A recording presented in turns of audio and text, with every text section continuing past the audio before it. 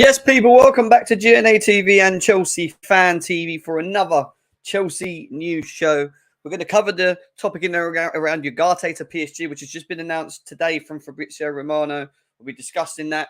Kai Havertz is on the agenda as well. It looks like Real Madrid are heating up, are turning up the pressure and bringing him across to Real Madrid. We're going to talk about the midfield options as well. Caicedo is another one that's heavily been linked to this football club as well. So another one that we're going to be delving into and talking about. There's other midfield options that we're going to discuss as well.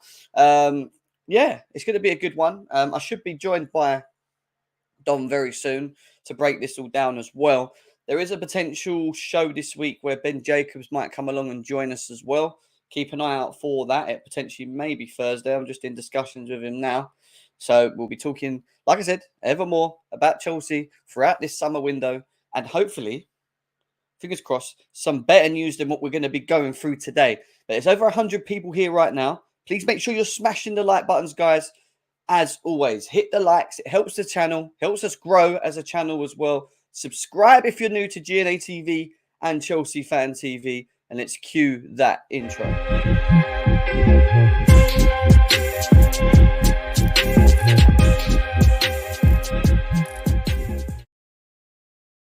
Yes, people, welcome back to GNA TV and Chelsea Fan TV for another Chelsea news show. And we are here to just pretty much delve into the most up-to-date topics in and around Chelsea Football Club, starting with mainly the news that's been coming around into today's, today's socials.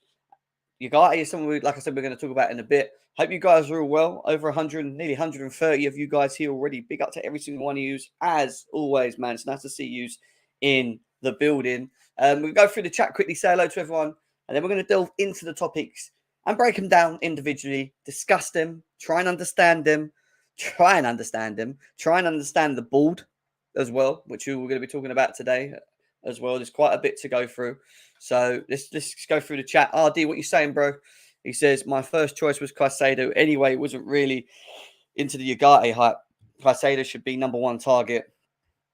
Proper spine signing, and Latvia or Coqueret or along with it. Well, the thing with this is that I kind of get it, because I don't really understand why so many Chelsea fans are having a meltdown. And we're going to talk about it a bit later on. There isn't any midfield options. There is midfield options. We know that Latvia is another potential option. Caicedo, obviously for the right price, is another one as well. I think the issue here is that each of these individual players that we're talking about provide a different type of role. And then when you look at the current manager that we have at the moment in Pochettino, it's just finding the correct profile to play in the system. Now, what Chelsea have done wrong for the last couple of years is finding the right profile of players to fit the manager's system, the profile, the identity, and what we're trying to do moving forward. And that's going to be key, because if Poch is going to be successful, he needs to make sure that the profile of individual that we are bringing across is obviously one that he can benefit from. And obviously, sorry guys, keep playing my hair. It's a bit of a mess today, but and he can be, he can benefit from and move forward with. So we're going to talk a bit more about that in a bit. Big up to Leo. Our man says Caicedo is going to be a rock if he signs. He'll be a good replacement for Kante. A lot of people saying he is Kante's replacement. If we miss on Caicedo, I'll be Egboli and Egbali out. Enough is enough. I think, again, Ashraf, relax. I think let's not jump the gun yet. We've still got a long way in this window to see what's going to be done. Now, I do think we're going to get midfielders in, and I think it's going to, and I've told you before, it's going to be more than just the one. I think it could be easily 2 or 3, maybe 2, in my opinion, that will come through the door. Sirs, big up to you. Fando, man, is going to be too expensive. With Ugarte, big up to Lee. Hope you're well, bro. He said, with Ugarte gone and Caicedo, it won't be easy to get what are our other options available. Poch wants some mobile attacking, tough tackling, physical DM with the ability to recover the ball and relaunch the attack. Now, that kind of screams a bit Caicedo for me in that. And obviously, we're going to talk about Poch's style of individual that we think he needs in the system. I think people underestimate the role itself. I think a lot of the times we look at the whole thing of, we need to have a specialist. It has to be a Rodri or a Casemiro, which I get, because most of the teams that are successful have that anchor, have that sort of fixed individual in front of the defence. We've seen it with Makelele in the past. Essien did it a little bit for Chelsea. Nemanja Matic, when he was at Chelsea as well, next to N'Golo Kante, was always that we had that sort of physical presence. And I get that, but at the same time, I don't get why someone like Caicedo, with the right individual next to him, which obviously be someone like Enzo, cannot perform or at least give us that in that role. You see him at Brighton. You see how he plays at Brighton. He is supposedly the most defensive player in the midfield anyway in that role. So, let's just go. And then obviously there's Latvia as well that we've got to talk about as well. He's not more than 5 million. Well, we'll get to that in a second. Big up to Chelsea Blue Gem. I hate PSG. They're annoying. They've done us on Hakimi. They've done us on this one as well. It seems like they haven't done us. It's more the fact that we've just pulled away from the deal more than anything. Reading for the topics from Ben Jacobs and Fabrizio Romano, etc., etc. It's actually sad we haven't got you, guy, because he's Poch target. Yep. But I also think that the board, which now has experience, people forget this board has experience now. It's not like Todd Bowley and Igbali are sitting there on their own and just making these decisions. There's Vivell in control. There's Paul Winstanley. There's Lawrence Stewart as well.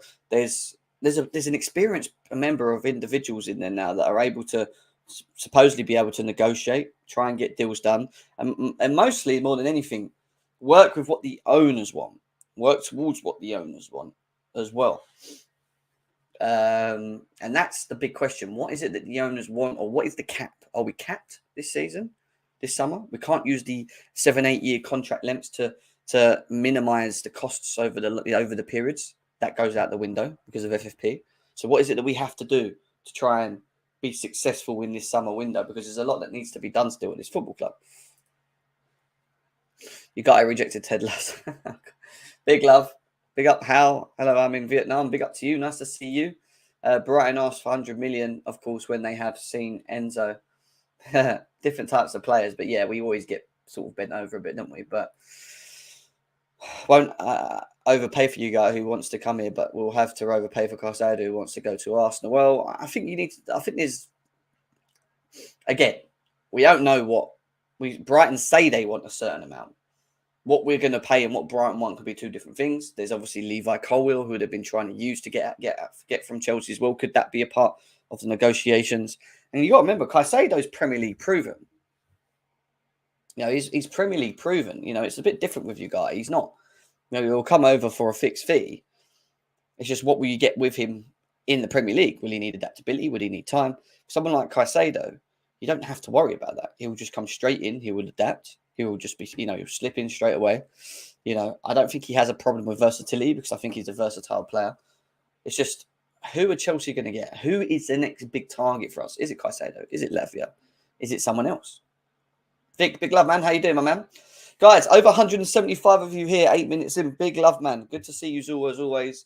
Make sure we're smashing the likes. We're going to talk about Kai Havertz first, and we're going to go into Ugarte, Caicedo, and some more bits as well. Like I said to you, there's a potential that we might have Ben Jacobs on later in the week. I'll keep you guys posted on this one as well. Yeah, and I get that. But again, it doesn't mean that we're not going to get one. It's just the individual and the profile that we then go to next. And look, PSG, they're a beast when it comes to, negotiating the markets. We've seen it in the past. They've done it to us against Hakimi. It hasn't shocked me. I ain't overly annoyed about it as a fan, personally, yet. I say yet, because there's still a long way to go. And I do think we're going to get that area sorted. It's just who is going to come in, how we're going to get it done, who's going to come in. Because I don't think it's just one player. I think it's going to be more than one. Galib, nice to see you. We're not paying 200k for your guy when we're trying to clear out our salary, but that's not that crazy. Why people are angry, we all knew that. We've got many options for midfield options. Oh, that's the thing, Galib. Big love to you, man. Nice to see you. I'll take it seriously. Yeah, maybe. And you say owners, but remember, we've got a board now. We've got people that are taking control of the situation. It's not just Bowley and Igbali at the helm here at the moment. Guys, remember that. I know, Matt, I was on Twitter last night too. Big up, Lee. Chelsea Boone, I see Eugene. Toll guy. Lab, nice to see. Nice to see. But considering that your guy cost 60 million, which is out of our hands now, and the next target, Caicedo, is going to cost a minimum of 80 million. Why is Declan Rice not in the conversations at all? And that's a good question. Why isn't Declan Rice one of the individuals obviously not being linked to us? Now that doesn't mean that he won't, because at the end of the day, he's still a West Ham player. There's been little rumours in and around Declan Rice potentially going Bayern Munich. Now, I heard something yesterday that Bayern Munich and West Ham have not had any negotiations or talks about him. They like the player, like most clubs do, but there's not actually any formal discussions between the player, Bayern Munich yet. He's still open. We know Arsenal are looking for a DM. They're going to be interested in Declan Rice. We know this. Does that mean he's going to go Arsenal? No. Things can change. Now we haven't got Ugarte. Who comes next? Could it be Latvia? Could it be Declan Rice? Will Caicedo lead the way?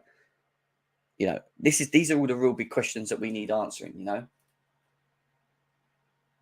To give Mount 300k what he deserves it, and we can get Rice with the same deal.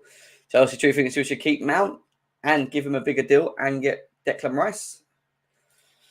Couch, we move, bro. We move. I agree with you. We move. D-Stretch, nice to see you as well. Matty says this club is a joke, Jim. What's the point in bringing a manager and don't back him? Look, again, Matty, relax.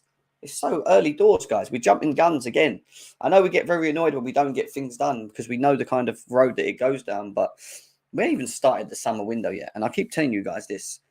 I think we will get a DM. I don't think that's going to be the issue. I think we will get that. And I actually think we'll get more than one. I think there's a potential that we'll get two in. It's, again, the profile of individual that we bring in. And this is where we've got it wrong in the past. And that's why I'm going to be watching who the targets are, how we negotiate, obviously, and who we bring across at the end of it as well. Because we know Poch has a rigid system in terms of what he likes doing, 4-2-3-1s. He can obviously adapt to the 4-3-3 if need be. But the main in all of this is that he needs someone that can be that defensive rock.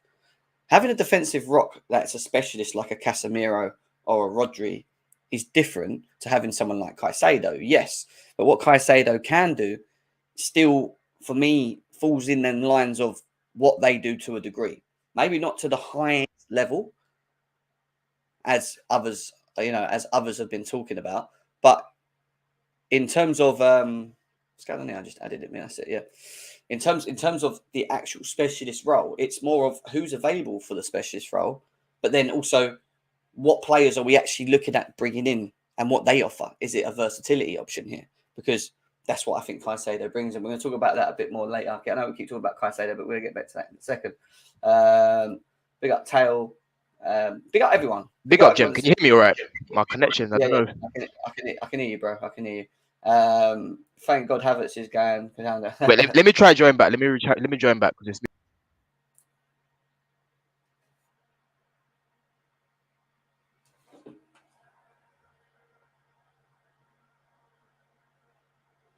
2 seconds, guys. Trying to type text.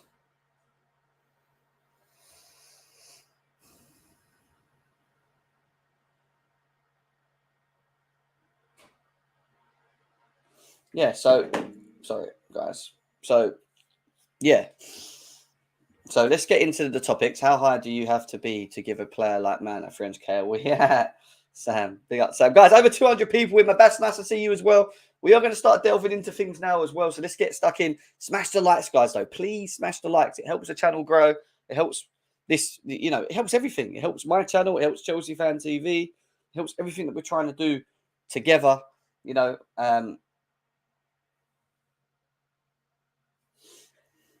But yeah, let's move on to things. Right, I want to start with Kai Havertz because that's something we've not spoke about at the moment. Obviously, over the weekend, it seems that Real Madrid have been very interested in Kai Havertz. And again, he is one of the only players. Where's the Fabrizio? Right, there we go. He's one of the only players that I keep telling everyone that holds a bit of element of value.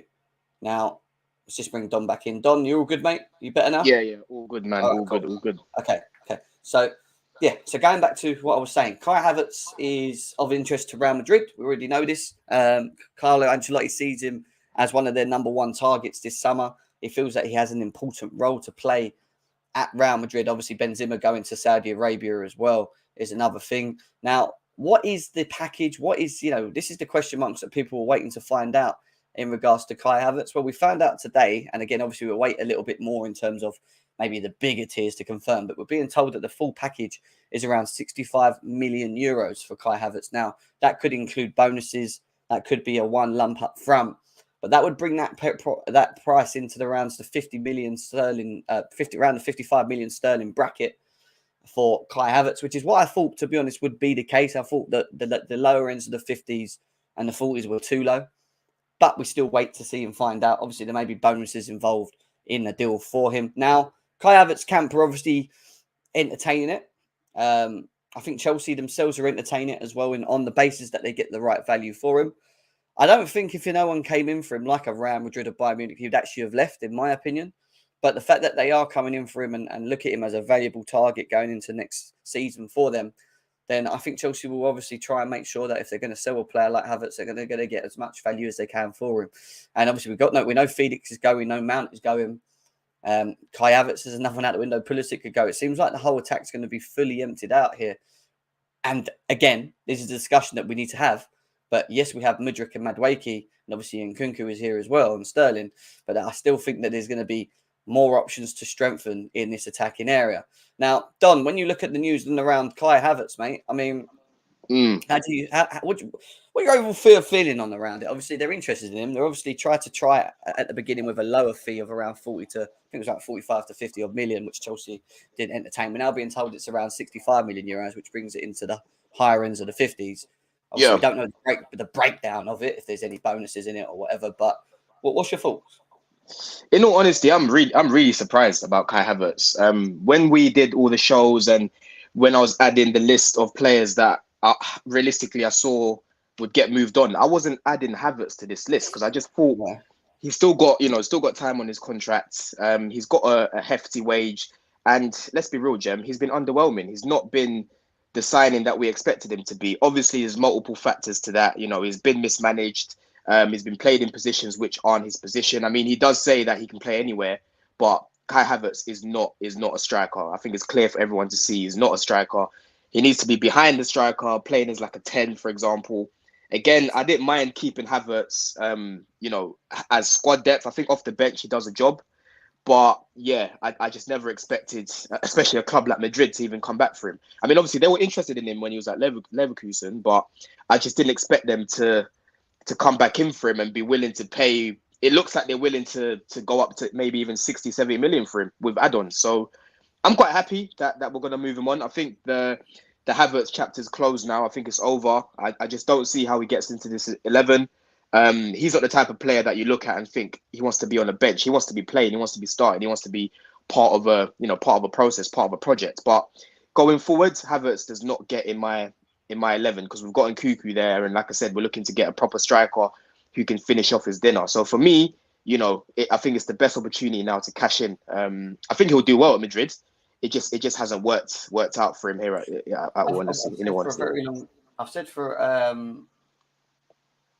I've said for a very long time with Kai Havertz, it's a case of that. I always felt that he was going to go.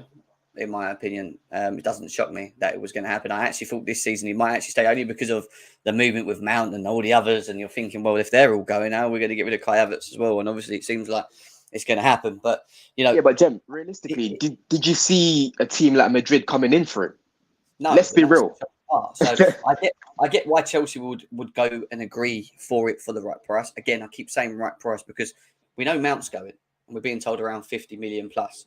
Kai Havertz is now, when I've worked it out, is working out around 56 million in sterling on that basis of 65 million euros. So 56. So you're going to get, and I said this already, you're going to get over about 100 million for both these players. And you've got to bear in mind, when you talk about the value of forwards that we currently hold at the moment, you don't get it with Ziyech, you don't get it with Pulisic.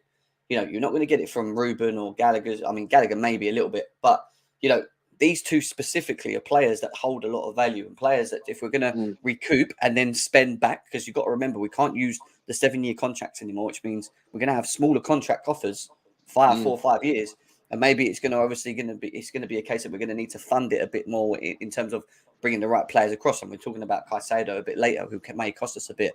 But you look at selling these two players, if we do and make over 100 million there, then you think to yourself, well, actually, we've got 100 million to obviously offset against players coming in as well. So there's a lot more to happen moving forward in terms of players going, which will add to that as well. But it's not a bad start. Does that make sense? 100%. I always kept the view that the most valuable realistic targets that realistic players that could leave is Mason Mount. I've always said this, and Gallagher. I just wasn't adding Havertz to this list because I just didn't see anyone coming in that was willing to pay this amount that Real Madrid are looking like they're going to pay. So I'm just happy that this has happened with Benzema this season. You know, we saw him at the bridge in both legs. He's just not the same player. You know, I don't know whether it's fitness or just age getting on now. But yeah, Madrid are here to save us, man. Save us from this. Because I think it's just time for us to move on from Havertz. It's time for him to do something different and for us to do something different as well. Got a little bit more news on Kai Havertz. Just come out 6 minutes ago from Florian Petterberg, who has now revealed that yesterday, as revealed yesterday, now confirmed the package will be cheaper. Talks are about a total package of around 50 to 60 million euros plus bonus payments, as Chelsea has to sell players. So Havertz strong connection with CSC, but he's now open to leave towards Real Madrid. So there you go. It's I'll take that. It's Florian Petterberg, who again is not a bad source, but again we still wait for the bigger sources to confirm on the basis. But he thinks 50, 60 million, which could be the slap up money that Chelsea ask up front from Real Madrid, and then to increase it and obviously get a bit more out of the player, there will be incentives that are in there for bonuses. So it could be winning the Champions League, it could be winning the La Liga, it could be, you know, so this will incorporate maybe another 5, probably 10 million, Don, I reckon, on top of the figure for him. They usually we've got to be smart. We've got to be smart. Like you were saying, Jim, like, you know, we can't let Havertz go on the cheap. As much as I'll drive him to the airport for 45 million, right? This is Real Madrid we're dealing with. They've got a lot of money. If this was us trying to come in for Havertz and this was them, they'll be trying to get the best deal possible. So we've got to get as much money as we can up front. And obviously with add-ons, realistic add-ons, because Madrid are going to win things. And I guarantee, well, let me not say guarantee, but he could potentially end up winning the Champions League there as well. Part of that squad, you know? So I think he'll do well. Madrid this summer are rebuilding. It looks like they're looking at a lot of youth. You know, a lot of young blood in that team. I think we can see after what happened with against City, you can just see that they need some energy in there. Do you know what I mean? So yeah, man, I think it's just best for all parties now to just move him on. It'll be a good deal in the end, I reckon. Nicholas, I couldn't think of anything worse, mate. So I can't agree with you on that one, mate. Sorry. No. Forget that guy, man. Forget Lukaku. The scarf is absolute blood. Listen, still won the Champions League. I can keep that scarf. I can keep that scarf for the memories. Winter Surfer. What you saying, my man? How you doing? Yeah, all good, man. All good. So we're just talking about the topic at the moment. We're going to move off it in a second, but obviously I'll quickly get your thoughts on it. Kai Havertz, from what we've been told 6 minutes ago, 50, between 50 and 60 million euros plus bonuses, which obviously we don't know how much or what that is. But obviously seems like Real Madrid, out of every team, are the team that really want him to come across. I mean, what's your thoughts on that? Well, I didn't expect him to go this summer because I didn't think he had a market for him, if I've got to be honest with you. For the way he's playing, I didn't think anyone would stump up any cash for him. If it's 60 million plus bonuses or including bonuses, I think you got to take the deal. I think you just got to take it. Whatever the bonuses are, they'll probably put in a Ballon d'Or one, which means they'll never have to pay it. So it's something like that. So, you know, it'll be something like that. I honestly think they need to take it because I think, can I be honest with you, I think this fell into their lap. I think they're trying to concentrate on trying to sell Mason Mount and that being the hardest to sell. And I think this has popped up out of nowhere, essentially. Yeah, I agree. Well, let's take it. Do you know what I mean? Stuff like that. We've got Nkunku coming in. Might get someone else coming in. We want a striker. He's off the books. It's more money towards a striker or whatever it is. So, I take it. And, you know, can I just remind people, if he does ball out at Real Madrid, who cares? He's not balled out for us. That's what I want to make everyone. He shouldn't really care if he balls out somewhere. You should only care about players that ball out for your own club. If he balls out elsewhere, then that's not really on us. It's just the situation he's in. But I'd take the money. Chelsea true, man. You do. Wow. Well, I mean, he's at Man United, so maybe he can be that. We'll see. Over 300 people here right now, guys. Good to see every one of you guys here. Make sure you're smashing the likes. We're going to go to Ugarte next, which is another hurdle. Oh, yeah, I don't want to say another hurdle, but another topic that we need to get into as well. But before we do that, this is just a little bit of news, which I'm still going to again wait for other sources to bring more light to. But obviously, it's the goalkeeping area. We're being told that Chelsea are looking to make a bid of around 60 million euros for AC Milan keeper Mike Magnan. Magnan? Magnan. Just on him. Yeah. He is AJ's twin, man. That is AJ right there. You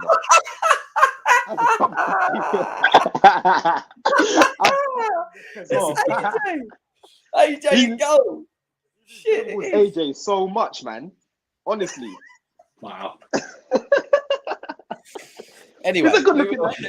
I mean, I call it light news at the moment, guys, because again, I don't know who the source is, but again, it's another area that Chelsea will be looking at moving in. Will it be someone like him, Onana? Will it be Martinez? I think we'll have to wait a little bit more in regards to the goalkeeper. But I thought I'd bring it up to you guys because again, it's something that popped up today, but we'll get a lot of that. But we move into the Ugarte news because Fabrizio Romano has here we go this and said that PSG have understood to already agreed the deal with Ugarte, who's already in Paris for his medical, and he will sign the contract today. PSG will pay 60 million euros to Sporting. Chelsea left the race 12 hours ago, and Ugarte will join PSG and Campos. Ugarte plus Asensio and a tick for them. Does this feel like, Don, again, a bit like the Hakimi thing? Like, has PSG just completely and utterly done us over again, in your opinion? To be honest with you, I don't know what to make of it because there's so many conflicting reports. Like, some reports saying that he got offered 10 million by PSG, which has blown us out of the water. We don't see the market value in paying a player like Ugarte. What does that work out to be? 200k a week, about 190 a week, when he's on 13k a week in euros. By the way, this guy's on less than Marcus Edwards a week. By the way, at Lisbon. So if that is the case, that we've walked away because of the wages, I totally agree with it because I just don't see why we should be paying a player that everyone on streams, by the way, most people have come on here and said we haven't really watched him, we haven't taken him in like that, and overpaying him 200k a week when there's other options that are, at a similar level or can even have the same sort of level of potential. We've got, Paulinho there, you've got Lavia there, you've got Caicedo there.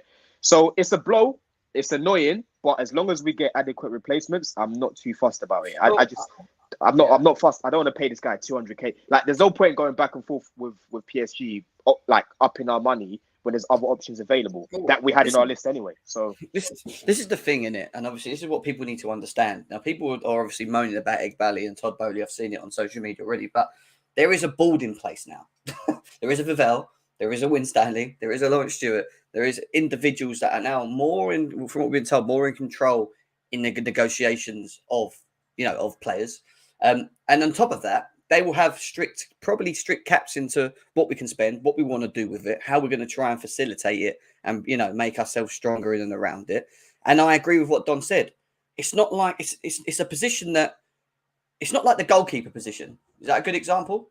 Like where we were very limited or the striker position where we're very, probably the striker limited through. Like, the striker position is very limited, right?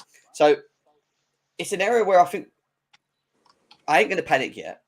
I need to see what we're going to do. There's still so much time in the summer window for us to address it. I do think we're going to address it, but it then falls down to what I said earlier on at the beginning of the show. For me, the most important thing here is Poch, because we can't keep buying players that just don't, fit the systems of our managers. And one of the biggest blows, I think, for the last 2-3 years at Chelsea is that we've been buying players that don't really, in my opinion, work for the individual managers that come in terms of what they want to do and how they want to play. So, get the right profile of player for Poch in terms of what his system is and what he wants to do. Yeah. And then on top of that, even though I think we're probably going to definitely get one, I actually think we're probably going to get two. And I think there's going to be options out there. We know that there's Kone, who's another option in there. You know that you've got Declan Rice. So this not like act like Declan Rice is gone to Bayern Munich, because that's just gone very quiet at the moment. There is an option that maybe Declan Rice could be an option. There's a Caicedo. There's a Latvia. The list goes on. Paulinho. There's options in that space for us to look at. And I mean, Winter Surfer, are you another one that's... I don't really get the social media of Chelsea. They seem to just want to moan and flip very quickly about things on everything at the moment. But what were your thoughts on this news around Ugarte against PSG? But like many, even though they won't admit it, I've got a very small sample size of this guy. It was against Arsenal, and I barely watched that game. So I have no idea what he's like. I'm not into watching comps or anything because they fought a lot of people and stuff like that.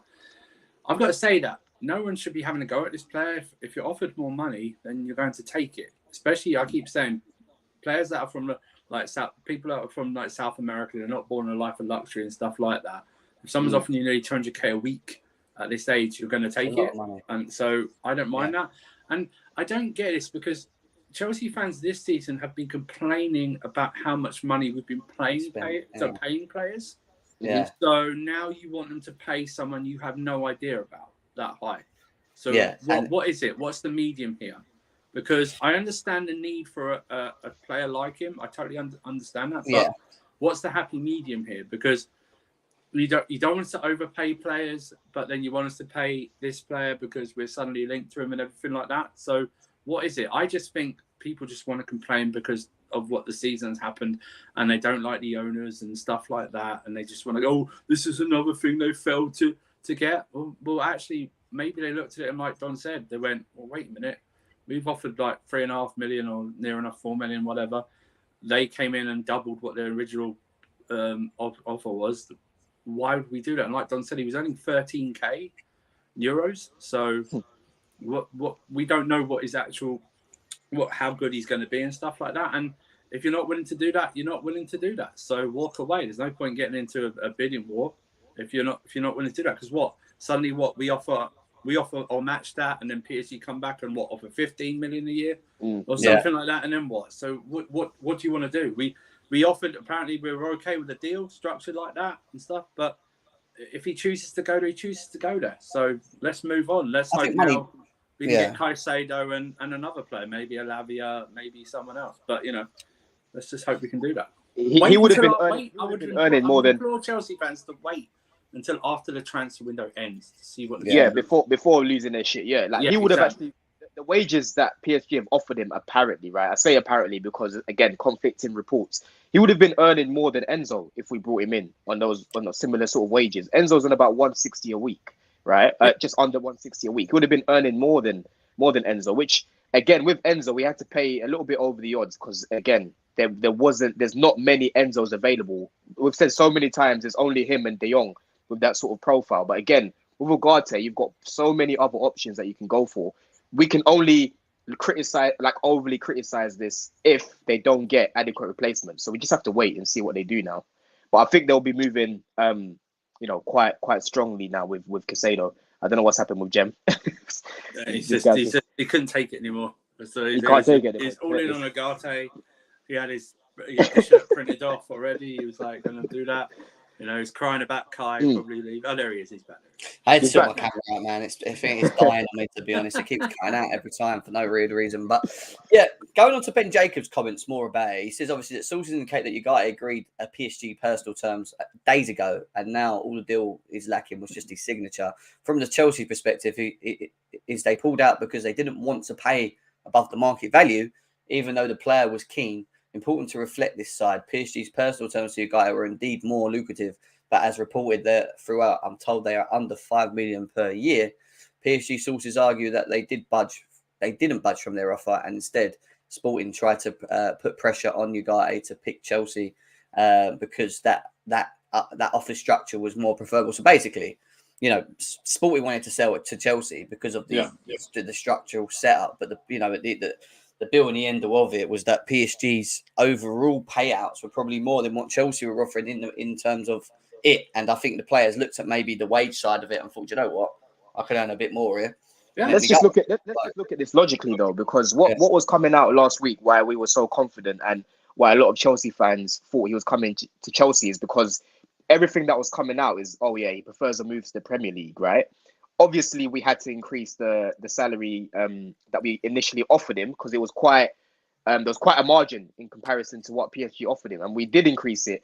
And from what we were hearing, he was happy with both. He was happy to accept the terms of us. But honestly, from my point of view, I just think PSG have offered him a lot more than what we're willing to offer him. I think the fee wouldn't have been an issue. I think it's more the terms. I think it's just something that they've put on the table. He's looked at it and said, "I can't turn down this sort of money, man." That's what I think it is. And good on him. He's gone from 13k to being a multi-millionaire just like that. So it is where it is. Literally, it is where it is. We move, isn't it? It's not. I don't think there's much more to say. Oh, for fuck's sake, it's done it again, isn't it? This fucking camera. Yeah, so I don't think there's much to say in regards to. I'm going to do this in a second, but let me just ask Don quickly a question. Yeah. We can do without Ugarte. We've got to move on forward with it. But there's also more sort of heat building up around Caicedo, who we're going to talk about more now. Obviously, people are now looking at other options like Latvia and obviously, others that could potentially be an option. I mean, let's start talking about Caicedo, Don. What are your thoughts as let's say we do play the 4-2-3-1, Caicedo comes in next to an Enzo. What are your thoughts on the profile of player coming in and doing the role required under a Poch system? This is what you call someone that's going to elevate the levels in the team, man. He can play comfortably as a CDM, really, really press resistant. At the same time, defensively, I would say he's better than Lavia.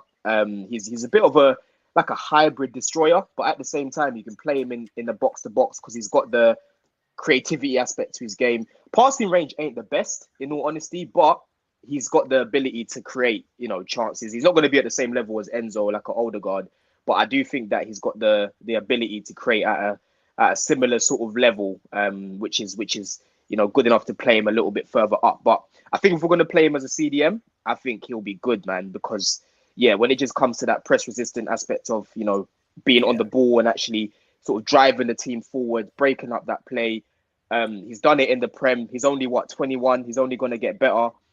This is someone that I want us to really move aggressive for. If we lost out on him, I'll be really I'll be upset about it. I can't lie. Like, it's not going to hit me the way it'll hit me a lot more than what Ugarte going to PSG has. I think this is one that we definitely need to get wrapped up. I think he will change his team the same way Enzo changed us. He will change it even more for years to come. So I think this is one that we definitely need to get done.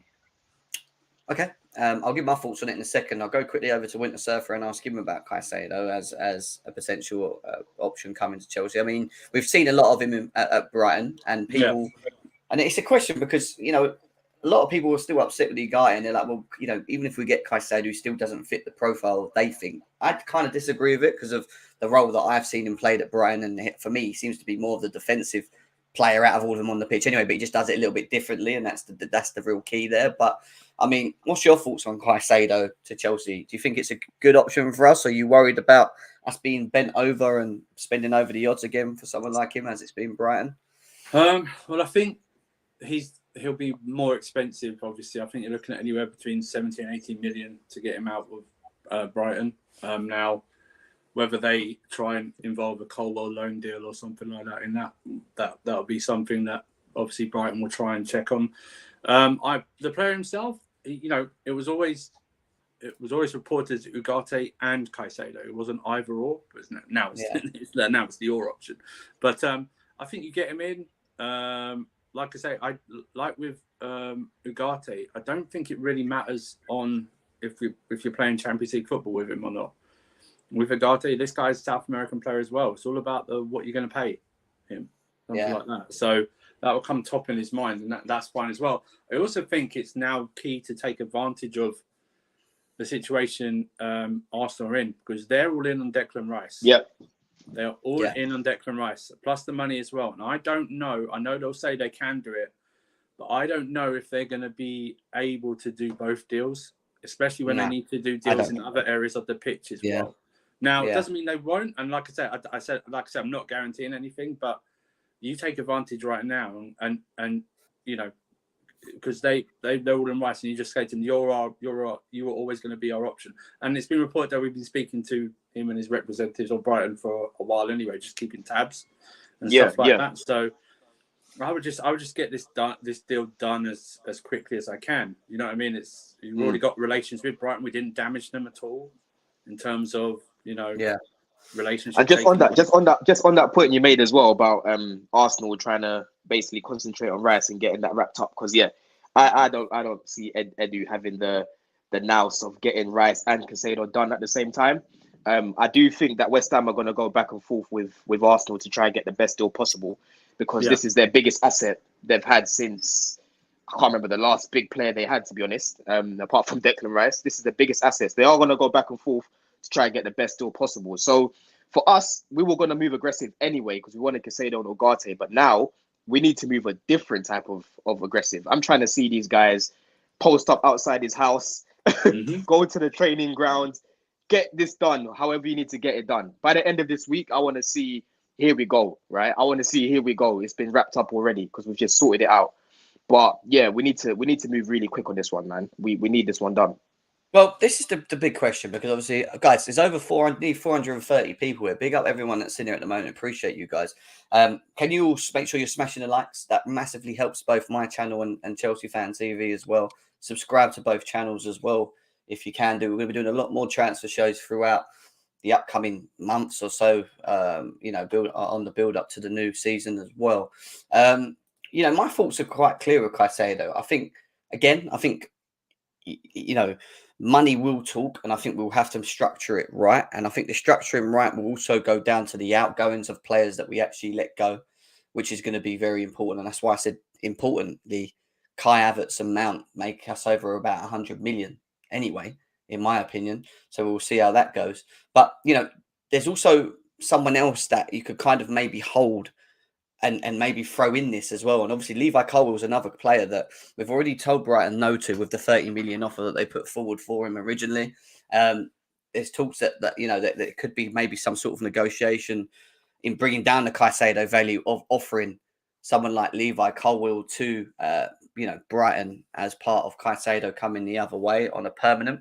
Now I know there's a lot of Chelsea fans on social media that are pretty much throwing up in their mouths on the fact that Colwill could never play for Chelsea because they think he's like the next big thing and whatever. And don't get me wrong, he looks like a very top talent. And I think it's important that we try and keep, most of our top talents, especially the ones that are playing in the Premier League and, maybe improving of their experience, etc., etc. But, would you guys entertain the idea of something like this? The fact that we've still got quite a lot of young loan players that we could maybe throw at Brighton and bring the price down. What would you say? No? Everything that's come out of the club is that they see Levi as part of the plans. This season, I think Poch sees him as part of his plans as well. We were adamant in selling him last year as well, hence why we loaned him out. Tuchel wanted to sell him when we wanted to get Cucurella. Good thing that didn't happen.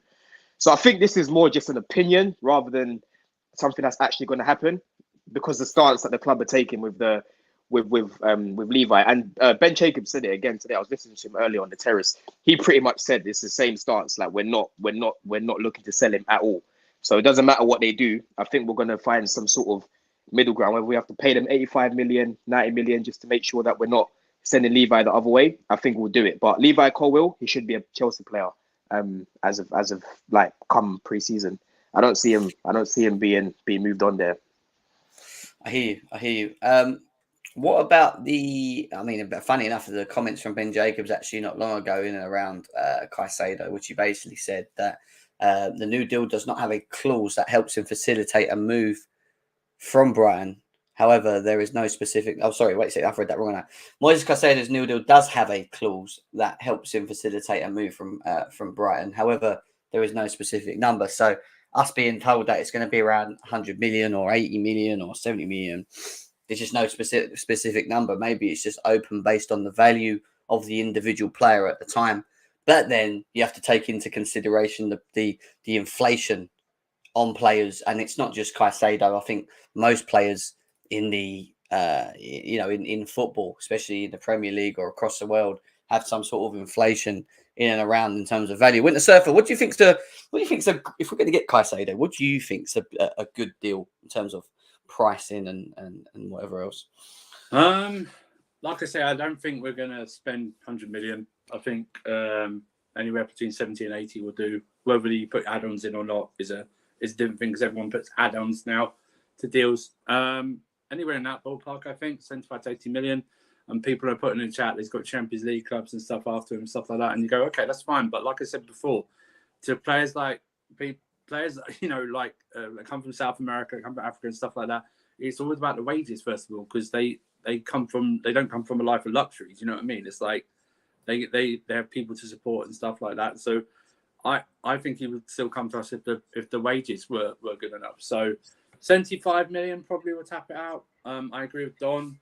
In terms of you keeping Levi Colwill, that's fine. If you pay a bit extra, like 80 plus additional, that's fine as well.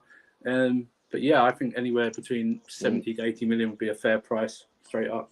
And like I said, we've got a good relationship with them anyway. So Yeah, exactly. Yeah. Just a quick one as well. I know. Look, fans are always going to use this same boring, lazy comment when it comes to transfers. Like, oh, Champions League football.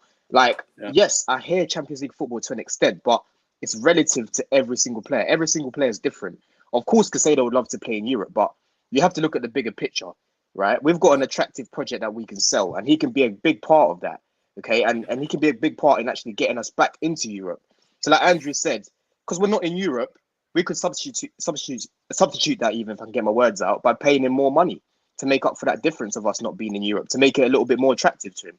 So just because you're in Europe now doesn't mean necessarily that you're going to win it or even win more majors than Chelsea in the next 5 years. You have to look at the bigger picture. Who's going to offer me more? What players do I want to play with? What manager do I want to work with? Where do I want to move to in London? There's so many things that go into it. Champions League football is a massive factor, but it's not the be all end all. You can still attract players without Champions League football. So you're going to see a lot of that this season. We've been in the mud for 1 season, not 10 years like Man United.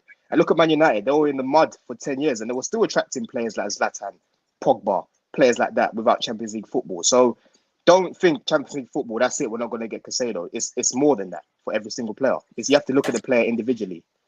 100%. We bought Cucurella for 60 million. We did. Obviously, again, you got to bear in mind with Cucurella at the time, he was in very good form. The question mark was it consistent? And obviously, you look at what we brought him into as well, and the mess that we have been. Again, I would expect players like him, players that we have brought in, Sterling, to improve under Poch. That's one of the key things that we need to see. And that brings me into my next thing, which we will stay on midfield, but it's more talking about what I said to you earlier on, which is the profile of midfield and the manager specifically that we've brought in. How do we get the right profiles? And when you look at the Poch systems of the past, you always see, for example, this one, where at Tottenham, he played the 4-2-3-1. Now, when you look at the specific profile of individuals that he had at the time, he had an Eric Dyer, he had a Wanyama, he had someone that was more of the sitter with Dembele, who could still do that job physically, but was more of the guy that would break the lines, right, in the Poch team. And then when you look at the front three, he had Lamela, he had Eriksen, he had Dele Alli. Now, what strikes me the most about that three is it doesn't scream direct dribblers, people that can just take the ball and take people on. Only Lamela being one of the players that could do that. But when you look at Dele Alli's style of play in that Tottenham period, and Christian Eriksen, for example, these players, Dele Alli was more of a player that arrived in the box late and added to the goals, right? He was just good in front of the goal, and he'd take his chances and whatever.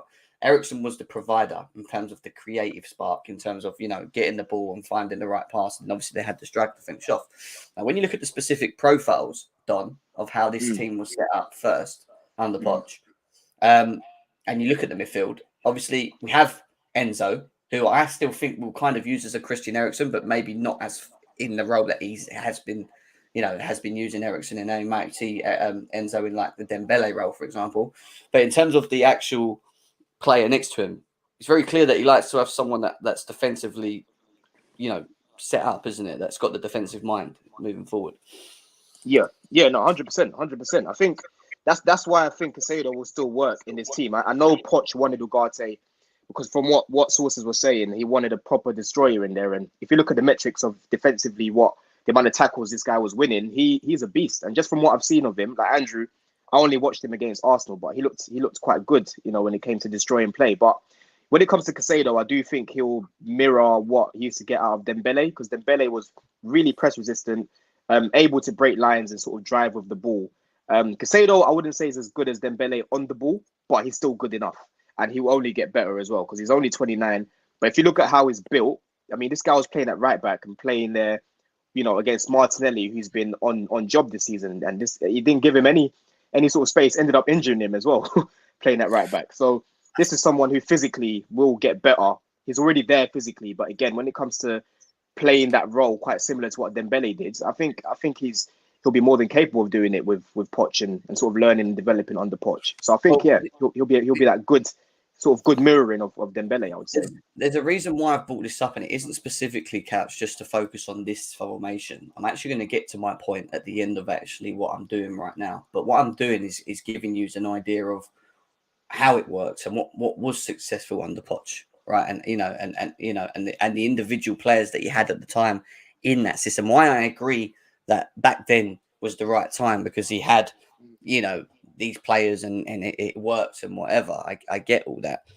It hasn't really changed Pochettino too much from trying to find the right profiles to still implement this system, because it's one that he's very fond and plays too. And all of the best managers in the world, not only do they have a bit of versatility to them, but they always have a main system. You look at Klopp, you look at, there's a number of, managers across the world that have that, but I want to move away from this. That's why it was never going to work at PSG, Jem, because Poch likes his teams to press from the front. Do you know what I mean? You've got Mbappe, Neymar, and Messi.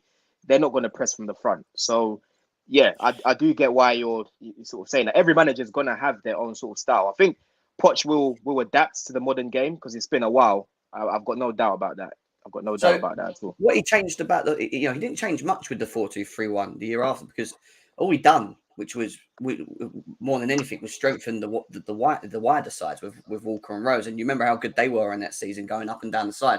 But they added Son in, and they moved Eriksen across to the right. And obviously, he kind of kept the same structure. But then you move away from obviously the Tottenham scenario, and you go to, for example, the PSG style that he used. And I've seen him play 4-3-3s, but what he done with this PSG teams in terms of setup was it was a 4-2-3-1, which then went into a 4-3-3, if that makes sense, in terms of how they moved in between games. But again, PSG be one of his most recent teams that he's managed, or the most recent team that he's managed, he still tries to find a playmaker in Verratti, which he already had there next to him.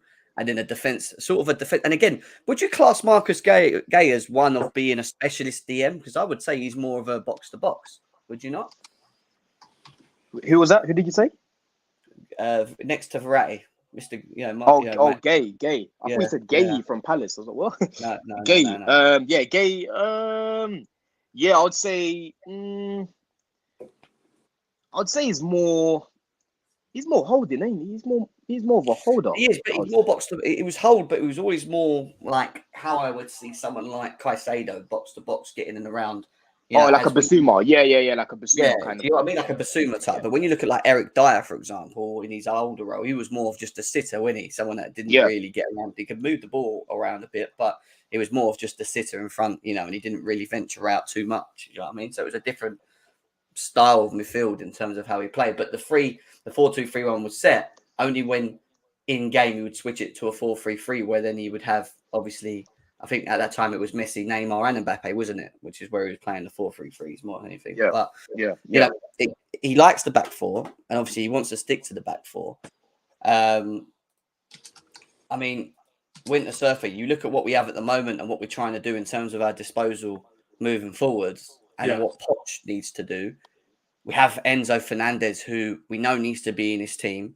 The question with Enzo Fernandez is it going to be in the pivot 6, or are we going to do an Eriksen and play him a little bit further forward in the 3? That's the big question. But, I mean, what are your thoughts on the Poch system and what we're going to try and do in the summer, and obviously the individual players that we are looking at as well? Do you think it's important that we try and make sure that if Poch is going to play this, that we find the right profiles, bringing them in? Yeah, I mean, you always have to find the first profiles that the manager wants. I will say to Couch, football evolves, but many managers still keep the same formation. They just move players in and out, and do all that. So, I would like to put that out. And also, I don't see, that's the thing. I don't know what I know. People say, well, Poch played the 4-3-3 at PSG, but I think that's just what PSG do naturally. They just play a 4-3-3. It's like Mourinho went from a 4-3-3 to a 4-2-3-1. Do you know what I mean? When he was just in the 2 stints. So I honestly don't know. That's why I say to you, Jim, I don't know what the squad's going to look like. I don't know what players we're going to have in. So, okay, let's put under the proviso that we think he's going to play 4-2-3-1. So we're playing Enzo in the pivot with someone else like a Caicedo or a Lavia or something like that. I honestly don't know, because like when you said about Wanyama and Dembele was the dribbler and the ball carrier of those two. Yeah. He had great physique as well. I know people consider Enzo small, but yeah, he's got a tough physique. You know what I mean? Yeah. The South American player. So Dembele was so good, man. He was so Dembele good, was man. a very good ball carrier and dribbler. I mean, didn't supply a lot of goals. Yeah. I agree with this as the well. Roles, I do agree the roles have changed within the time, but I'm just saying it's like normally people have a set formation and then we find out they do different jobs in that formation. Do you know what I mean? So I do agree that it evolves. And like I said, but it's so hard to do these shows without knowing who else we're bringing in. Do you know what I mean? Because the deals aren't done. It's like, oh, we think Caicedo can do that, but we don't know if we're going to get Caicedo or Lavia or someone. Someone might pop up that we don't know, and suddenly there's a panic and go, oh yeah, we put in a £65 million bid for Paulinho from Fulham or something like that. Do you know what I mean? It's It's hard at the moment. And one thing I'll say about Poch, I do get it. Like, yeah, football does move on, but one thing I'll say about Poch, he seems to be the sort of guy that's constantly studying the game and wanting to sort of better himself, I would say. So we can only judge him based on the performances that we see. If we look at him and say, oh, you know what, his system isn't working for us, then that's a conversation that we'll have. But honestly, he seems to me like the sort of guy that's always looking to learn and wanting to sort of evolve and sort of, study the game. That's the sort of perception I get from him. I'm not saying I'm right about that, but that's the perception that I get from a guy like Poch.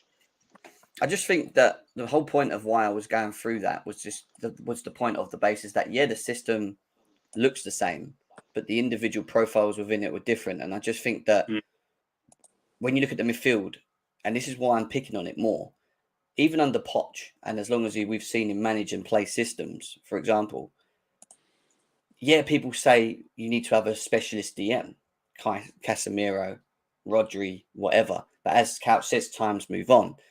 I don't think it's a case of that you have to specifically have that to be defensively secure.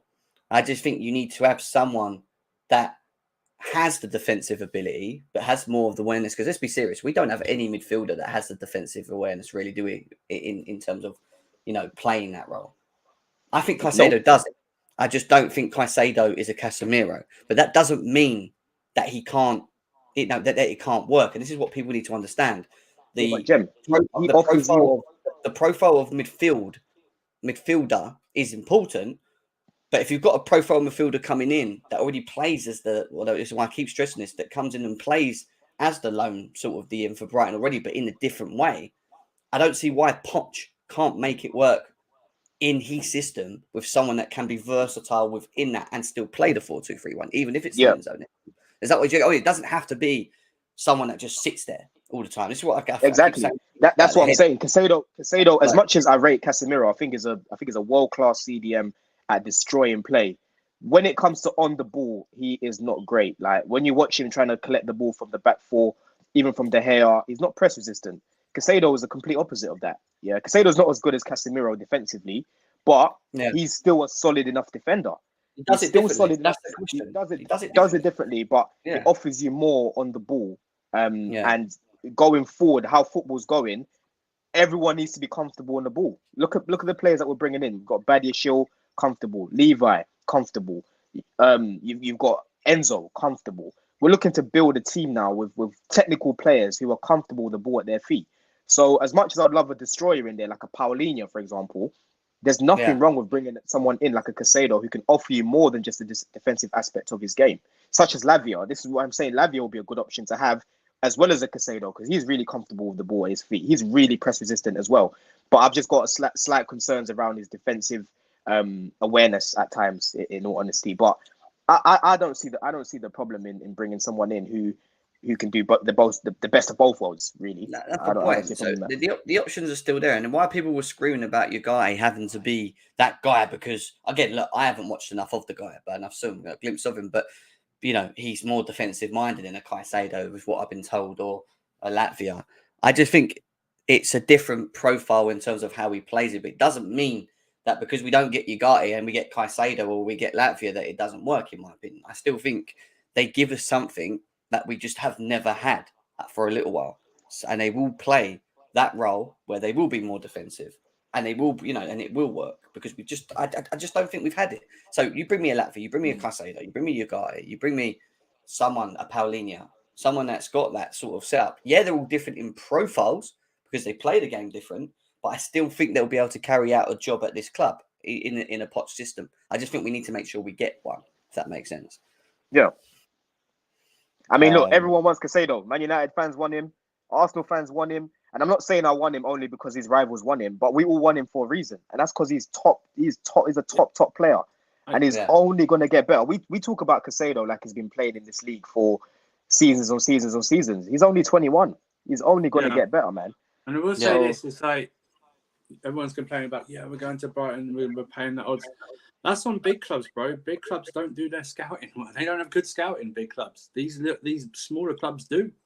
Do you know what I mean? So you should be then going on to your own guys going, we need to be better in our own scouting. We need 100%. To be better. Like, why are even like European clubs, why are European clubs better than us at scouting? It's just laziness from the top sides in the Premier League. That's why we end up paying so much for these players. It makes me laugh. Shown a season or two. So it's like, and also someone put in the chat, listen, Lamptey was going to leave. He was a youth team player. He played like 2 games for us or something like that. So, and Cole and Billy Gilmore, who no one was coming in for Billy Gilmore. It was a fair price at the time. He's hardly played, but after COVID, so it's one of the things. And Colwell, we've already turned down 30 million. So I would see that as we're not going to sell him for anything. I think these fans are so fickle, in my opinion, because, and this is why I think it's so funny. We moan about us spending so much money and bringing individual players across, and I get it. But then when we want to sell Kai Havertz for 60 million or 70 million, they moan that we're overselling him and it's too much. Hang on. Like we're getting charged over the odds by other clubs. But then when we want to sell players and try and make a bit of market value on them, people are like saying, oh, no, you're trying to sell him. Why are we selling him for this much? He's not even worth 40 million. Like, you can't fucking win. Do you know? Exactly. Business, if they were, the reason we sold them for that is because we didn't play them.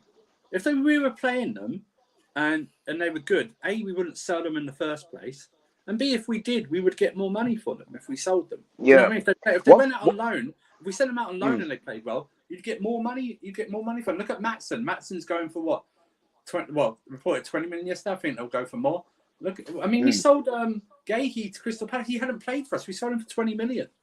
Do you know, he hadn't played for us, so he'd been out on loan for us. In my ideal world now, looking at who we can actually get in that position realistically, I want Caicedo as the main target, and I want Lavia to supplement that, because when we had conversations like me and Couch before, and I said I prefer Rice to Lavia, one of the main things I spoke about was experience, and the fact that we've got a lot of young players already, and adding more young players to that might not be the best way to progress as quickly as we need to, right? With the money that we're spending. So for me, how I look at it now, because the conversations we had with Ugarte and Caicedo is, okay, if we bring them in, does that mean we're going to play a 4-3-3? Does that mean that we're going to play a 4-2-3-1? Who holds bench? They were the conversations that we were having. But how I look at it with Caicedo and Lavia, I think it's clearer to see that Caicedo would be the starter and Lavia would be someone that gets bedded in. He's only 19. He's another person that's going to develop. But I think he would be happy to take that sort of role, knowing that he's playing around quality and knowing that it's part of the project as an important player. So I think it would be a little bit easier to have a player like Lavia on the bench in comparison to Ugarte, because I think Ugarte would have expected to start a lot of games, considering he was Poch's main target as well. I think he would expect to start a lot of games. So look, it's shit that we've lost out on Ugarte, but again, if we do get in Caicedo, Lavia would complement him quite well as an option to bring off the bench or even start certain games. Yeah. And Couch asks us the question about Colwell. Would you do it or not? I'll be honest with you. I wouldn't. I would. No, I wouldn't do it. Because we can do it, Jem. We can do it without selling Colwell. We can get it done without selling Colwell. Yeah, but then at the same time, what was the point of bringing Badishida in? What was the same point of bringing Wesley Fofana in? What's the point of having fucking Trevor Chalobah still? Like, it's not like we haven't got young defenders in it. I'm not saying we got, that we should like just completely just get, not bother with Colwill because he's not a good player, because he is a good player. But people are missing one real big key thing here. We have been moaning about getting this profile midfielder for 3 years now. This is not new, us needing what we need now.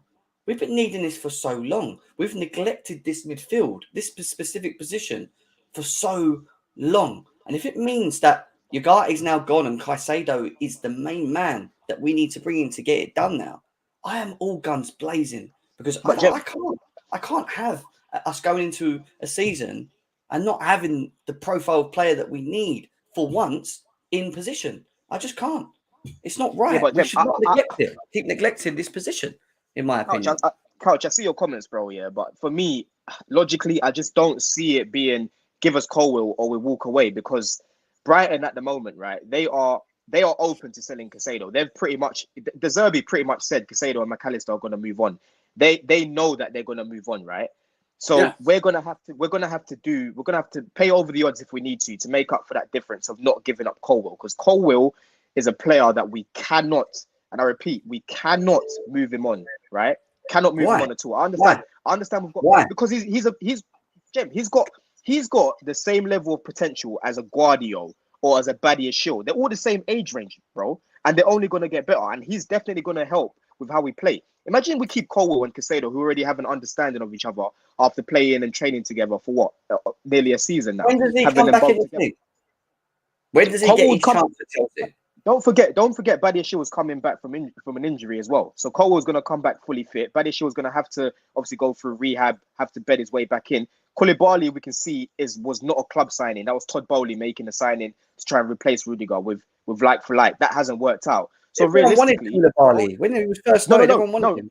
Yes, of course, at the time, yeah. But what I'm saying is, if the new board, if let's say Vivell and whatnot came in the summer, I doubt we would have gone in for a player like Koulibaly. Would have gone for a Badia Shield sort of player down that route, maybe a Guardiola, because he's a lot younger and he's a lot better on the ball. So for me, right now, Colwill, he should not be in any negotiations with Brighton, right? Brighton are fully aware that we want Colwill back, that we want to keep him. He's fully aware that we want to give him a new contract as well. So realistically, right now, Brighton are open to selling Caicedo. We're not open to selling Colwill. So we're going to have to negotiate and pay over the odds if we need to, but we cannot get rid of Colwill. We cannot, and I don't think it's not going to be. It's not going to be an option. It's not going to be an option, in my opinion. No, and I get. I'm not saying Colwill's a bad player, and obviously there's a future there for him. And obviously, if we can bring him through and he'd be one of ours and he'd be worth loads of money and he's in the team, great. I get all that. I do get it. But if Caicedo is the main target now, but we don't want to spend 90 million or 100 million or whatever that they're going to throw in our faces to spend, and it means that we have to negotiate it by offering individuals, whether it's Colwill or whoever it is, I don't get why we, if we can do it, why we wouldn't do it. And don't get me wrong, it's not like it happens often these days where you have a big deal and you can give them a player to bring it down and it works. It's not. I've not seen many of them happen in the past, but I just the issue I've got with this Colwill is that he's got 2 years left on his contract, so conversation has to be had about what the future holds, right? Especially this season. So we're playing less games. We currently on our books have 5 centre backs. Okay, so Thiago Silva, Badiashile, Fofana, Koulibaly, and Trevor Chalobah. Right? I know there's rumours about Trevor Chalobah leaving, but that might not happen. Right? So how do you then go to Colwill and try and convince him there's a pathway in there if you can't sell all of these centre backs? Because remember, Koulibaly's on high wages. He has to take a pay cut to leave us. Yeah, he's on that. How do you convince him to stay with us? And there's a pathway when we have less games as well. Do you know what I mean? So it's not as if we're going to move in and out because we're only playing once a week. My thing is this. If you think he is of that standard, then and you sell these guys, you need to put a first refusal or a buyback clause in them. That's what you need to do. When do clubs ever go in and get a buy? When do clubs ever trigger a buyback clause, man? We never see it. Well, we never see it. It's only ever done for show. It's only ever done for PR. If the player is what you say he is, or what you think he's going to be, then that will happen. That will be triggered. Guys, honestly, I've watched a lot. Sorry, I'll let you carry on. I'll come in. I'm just saying, what is his And look at what we are playing less games next season. We have 5 centre backs at the moment without including Colwell in. Okay, Badiashile was injured. Okay, but that doesn't mean if we're going to play 4 at the back, you're then going to play Fofana and Thiago Silva, right? It's just a natural thing, right? Then who comes? What you saying? Then Colwell's then first substitute. But if that's only going to happen if Trevor Chalobah and Koulibaly go, right? And I don't know how quickly we can get rid of Koulibaly. Trevor Chalobah is probably more of a sellable asset. But does he want? Are we going to get the money for him, especially for Inter Milan, who are dirt cheap at the moment? So unless Poch goes, yeah, you're definitely in my plans. This is happening, and he signs a new contract, then fine. Then we can agree. Yeah, he definitely look like he's in there. But if he can't get the guarantee that, and remember, people can say, "Oh, he's young. He shouldn't get guaranteed." Players are starting their careers at a younger age than ever before in this generation of footballers. They're not waiting till 21, 22, 23 years old to be a part of anything. They want it now. And if Brighton offer him that chance to do so, and that includes in the actual deal for Caicedo, I think Chelsea will seriously consider it. Because it'll be down because if the player doesn't the player doesn't hear what they want to hear, then they will push themselves because he won't sign a new contract with 2 years left. So then you're forced then to sell him.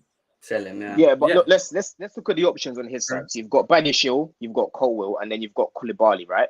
Koulibaly, personally, I don't see him in the plans. Poch is quite ruthless. I think he'll let him know that, listen, you're going to be on the bench or you're going to be part of the squad. We're happy for you to move on, but there's others ahead of you, right? So that leaves Levi and that leaves Badiashile. They're going to have to compete for that position. Same thing with Colwell this season. He's been in and out of the team with Lewis Dunk on that side, right?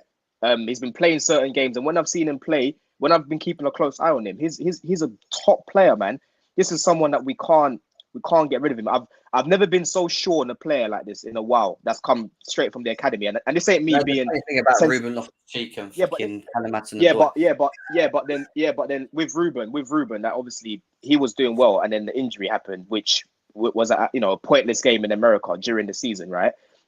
No one can predict something like that, Jem. So if Colwell keeps going the way he's going, he's definitely going to be an England international starting for England, in my opinion. I think he's that good. He's got a lot of potential. I think he's that good. So I just don't. Thank you for the I think it's too good to get rid of. I know we want Caicedo, but I think we can get Caicedo sorted out without bringing Colwell into it. Oh, listen, if anything, send Cucurella the other way, innit? Send him the other way. Don't do that. That doesn't work out. That's the thing. It all becomes what he hears from Poch.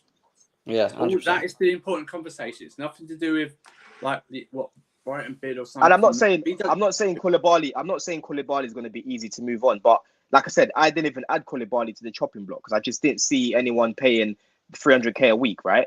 So as much as look what's happened with Havertz, we didn't expect that. It's going to be a long summer. We don't know what's going to happen with Koulibaly. Anything could happen with him. He could get loaned out with an option to buy. Or Poch might like him.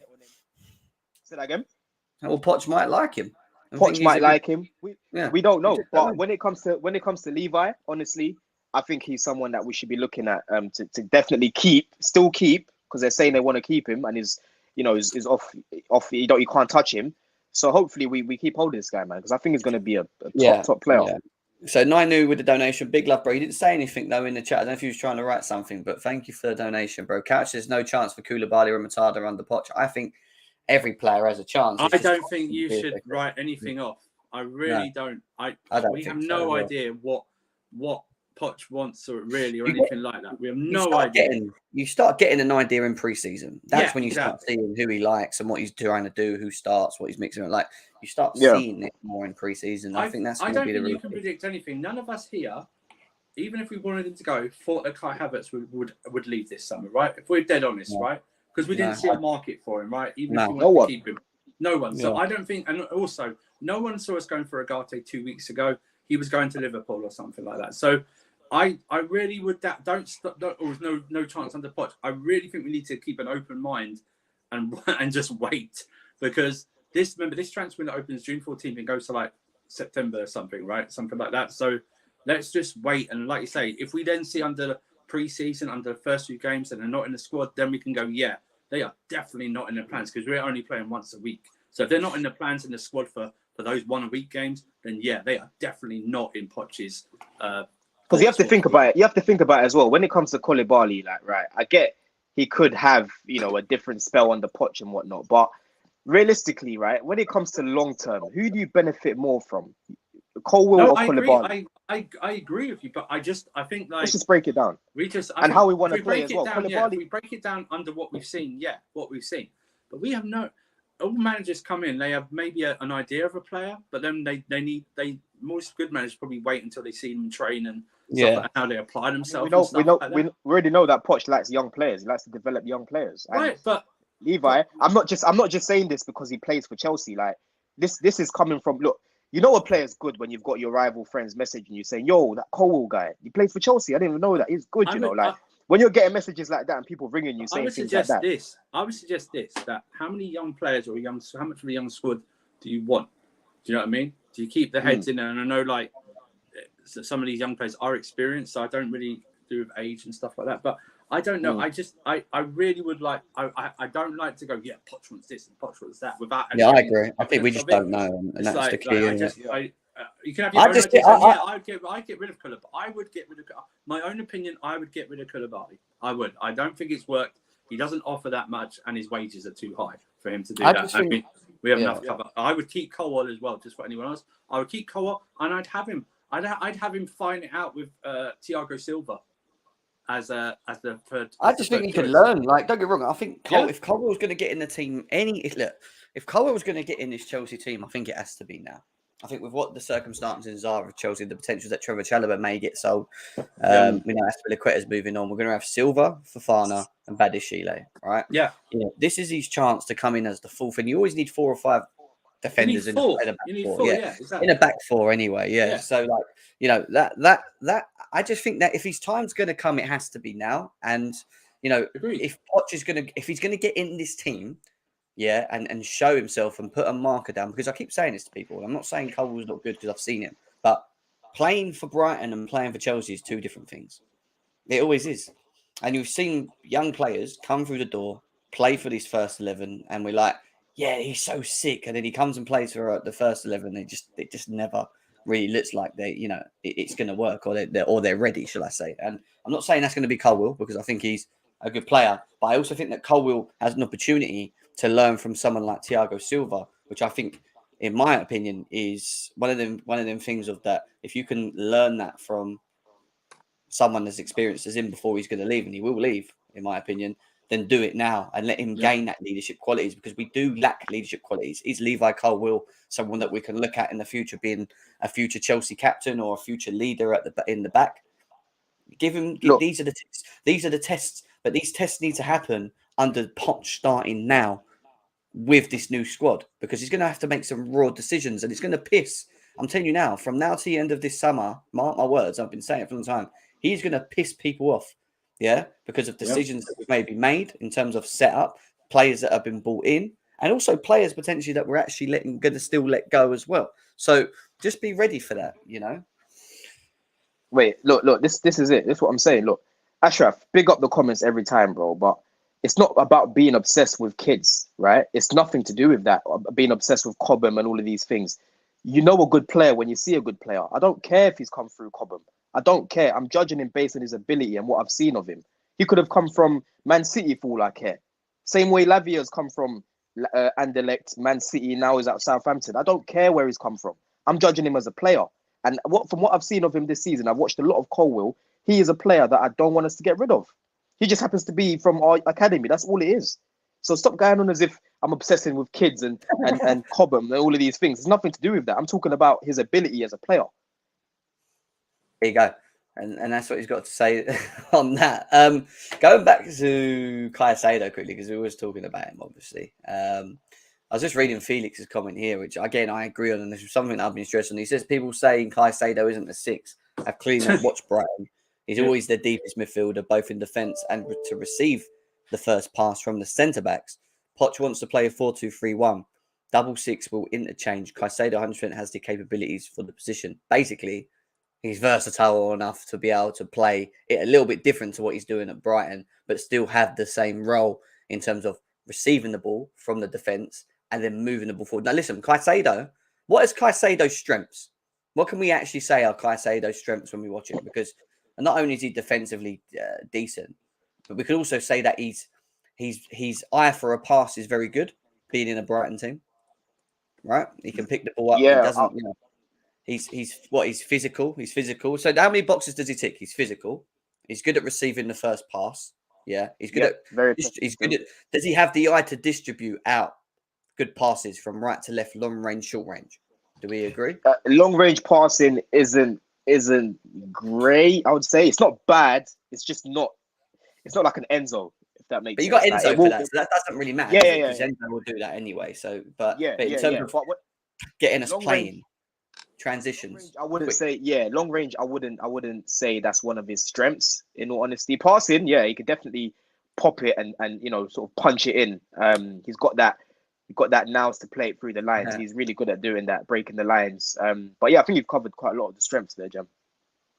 To be honest, look, and I know people saying don't bite the bullet, but the reason we're talking about Caicedo at the moment is because Caicedo is someone that's been spoken about with Chelsea for a while. Listen, Arsenal may still look at him. I don't know. Maybe they don't get Rice. Maybe they look at Caicedo and they get him. All these things can still happen. It's a possibility. But, I would be shocked if we go into the next season without at least having one solid sitter. I can't imagine it. Imagine having, the fact you let Kovacic go, Jorginho go, Gallagher or Ruben. Well, Ruben's looks like he's going. You need at least two midfielders there. Anyway, didn't you really? And this is without you sorting out the forward line. We're talking about strikers. We're talking about maybe. We need two. The midfielders we're getting rid of or linked to leave. We need two, definitely two coming in. Because like I said, we need a smaller squad. If he chooses to play two as a pivot, you need four there. So mine would have been like, if we were going to sign Ugarte, it would have been Enzo, Ugarte, Caicedo, and maybe use one of Kante's going. One of you think he's going 100%? I think he's going.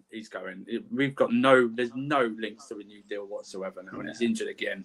So unless he takes like a major pay cut, and we're talking like nearly probably even more than double of what he earns, he takes a pay cut. And we're seeing the Saudi rumours now as well. But then you take maybe an Andre Santos or a Caicedo or something like that, and have just one of them mixing around, because we're playing once a week and we need a smaller squad, so we don't need that many central midfielders. If you think about it. I warned everyone about Kante. I warned you guys. I told him as well, man. We said it, Andrew. Yeah. Yeah, I said wait. Could be Latvia. Let me preface this. Could be Latvia. I do blame Frank Lampard for overusing him right away, like many managers before him. Every time Kante comes back, you know what he does? He plays 90 minutes the first game back nearly every single time. He should always be eased in. Ease him in. Build up. He's never ready. Graham Potter did ease him in. To be fair, he eased him in. Probably the only one, but Lampard didn't ease him in. It was Lampard just go, it's Kante, he's world class. Kante just play it. Yeah. I mean, there is Cassidy, there is Andre Santos. I mean, Andre Santos more than anything, and he's more of a sort of pivot, sort of 8 player. Yeah, more of a 6. Yeah, more of a 6. So he might want a chance. So there is players. You got to bear in mind, we have signed a lot of young players as well that potentially Poch might look at and go, actually, this Andre Santos that's done well for Brazil and whatever. Let's see him in pre-season, and maybe he could be one of the answer of the 4 that Andrew just said. That we need. Because we've only got one game a week. Santos, Caicedo, then you're gonna have Carney there as well. Carney and Caicedo pretty much play in the same area, the same sort of position, and then you've got Santos who plays as the 6. So realistically, probably 2 of them are going to get loaned out because we're only playing one game a week. This is why it's quite annoying that we're not in the Europa League, because I would have liked that competition to see the likes of Carney and Santos get more game time. But now, I mean, that's just not going to be enough, Jim. Like, I'd rather them go out on loan, play week in, week out, rather than just coming in for Carabao Cup games or FA Cup games, only to be taken out later on if we get a Man City or if we get like an Arsenal, for example. So it's best to just loan them out because we've only got one game a week and keep 1 or 2 as long as we give them the game time that's needed. 100%. Guys, I've got to shoot because I've got to shoot out anyway, but it's been good to carry in, just sort of covering what we know up to this moment in time. And like I said, we'll be doing this quite often. Any more breaking news? Listen, it's going to be a roller coaster. Make sure you strap in. There's going to be players coming out of the thin air that we weren't even linked with. Get ready for it. It's going to happen. Players that are going to leave, like Kai Havertz out of the blue. Still got to happen. Before you shoot, Jem, yeah. where we're not signing Felix, and looks like Mason Mount's going. Havertz should be going as well. Yeah. Wild card for Maddison. It's an option. I think if you get Maddison, you would definitely play the Eriksen role in the Poch team. That's where that would be him off the left with then Nkunku in the middle, or Nkunku on left, and then you'd have Sterling and then the striker. And obviously we haven't spoke about the forward line yet, and we're going to get into it because there's a lot happening with players in the forward line that are going to be leaving anyway. So it's going to open up topics and talks about the forward line. We've not managed to do that yet. We're saving that for another show, but still, we wait and see who Chelsea will bring in the midfield. Listen, just be patient. Stop pulling your hair out and going crazy and Bowley out and all this crap already. Like, just wait.